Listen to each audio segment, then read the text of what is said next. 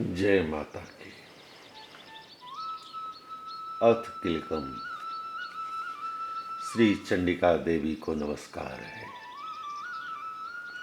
मार्कंडेय जी कहते हैं, विशुद्ध ज्ञान ही जिनका शरीर है, तीनों वेद ही जिनके 3 दिव्य नेत्र हैं, जो कल्याण प्राप्ति के हेतु हैं तथा अपने मस्तक पर अर्धचंद्र का मुकुट धारण करते हैं, उन भगवान शिव को नमस्कार है।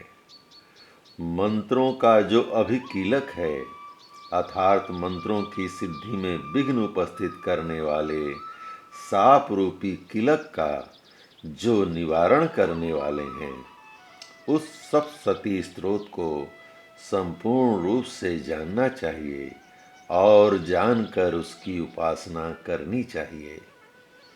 यद्यपि सप्तशती के अतिरिक्त अन्य मंत्रों के जपने में भी जो निरंतर लगा रहता है, वह भी कल्याण का भागी होता है।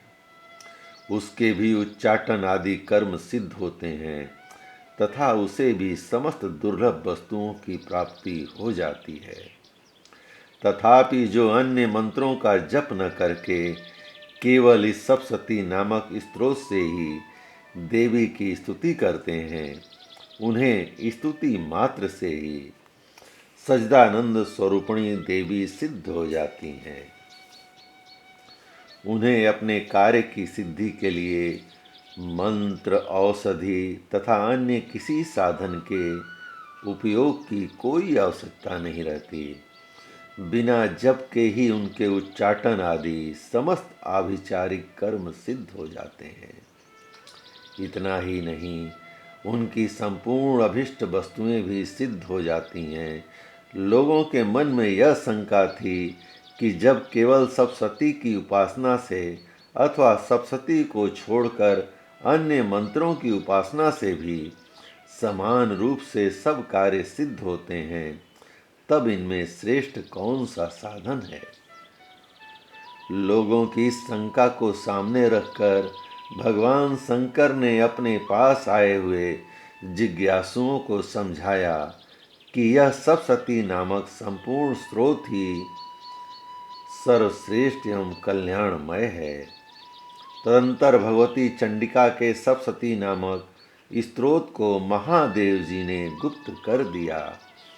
सप्तशती के पाठ से जो पुण्य प्राप्त होता है, उसकी कभी समाप्ति नहीं होती, किंतु अन्य मंत्रों के जप जन्य पुण्य की समाप्ति हो जाती है। अतः भगवान शिव ने अन्य मंत्रों की अपेक्षा जो सप्तशती की ही श्रेष्ठता का निर्णय किया, उसे यथार्थ ही जानना चाहिए। अन्य मंत्रों का जप करने वाला पुरुष भी यदि सप्तशती के स्तोत्र और जप का अनुष्ठान कर ले, तो वह भी पूर्ण रूप से ही कल्याण का भागी होता है। इसमें तनिक भी संदेह नहीं है। जो साधक कृष्ण पक्ष की चतुर्दशी अथवा अष्टमी को एकाग्रचित्त होकर भगवती की सेवा में अपना सर्वस्व समर्पित कर देता है और फिर उसे प्रसाद रूप से ग्रहण करता है, उसी पर भगवती प्रसन्न होती हैं, अन्यथा उनकी प्रसन्नता नहीं प्राप्त होती। इस प्रकार सिद्धि के प्रतिबंधक रूप कील के द्वारा महादेव जी ने इस स्तोत्र को कीलित कर रखा है। जो पूर्वोक्त रीति से निष्कीलन करके इस सप्तशती स्तोत्र का प्रतिदिन स्पष्ट उच्चारण पूर्वक पाठ करता है, वह मनुष्य सिद्ध हो जाता है, वही देवी का पार्षद होता है, वही गंधर्व भी होता है।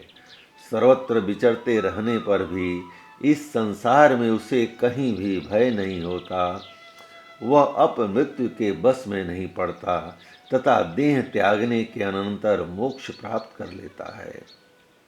अतः कीलन को जानकर उसका परिहार करके ही सप्तशती का पाठ आरंभ करें। जो ऐसा नहीं करता, उसका नाश हो जाता है।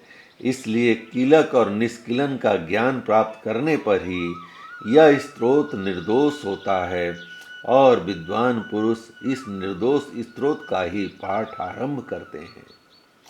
स्त्रियों में जो कुछ भी सौभाग्य आदि दृष्टिगोचर होता है वह सब देवी के ही प्रसाद का फल है। अतः इस कल्याणमय स्तोत्र का सदा जप करना चाहिए। इस स्तोत्र का मंद स्वर से पाठ करने पर भी स्वल्प फल की प्राप्ति होती है और उच्च स्वर से पाठ करने पर पूर्ण फल की सिद्धि होती है। अतः उच्च स्वर से ही इसका पाठ आरंभ करना चाहिए। जिनके प्रसाद से ऐश्वर्य, सौभाग्य, आरोग्य, संपत्ति, शत्रुनाश तथा परम मोक्ष की भी सिद्धि होती है, उन कल्याणमयी जगदम्बा की स्तुति मनुष्य क्यों नहीं करते। जय माता की।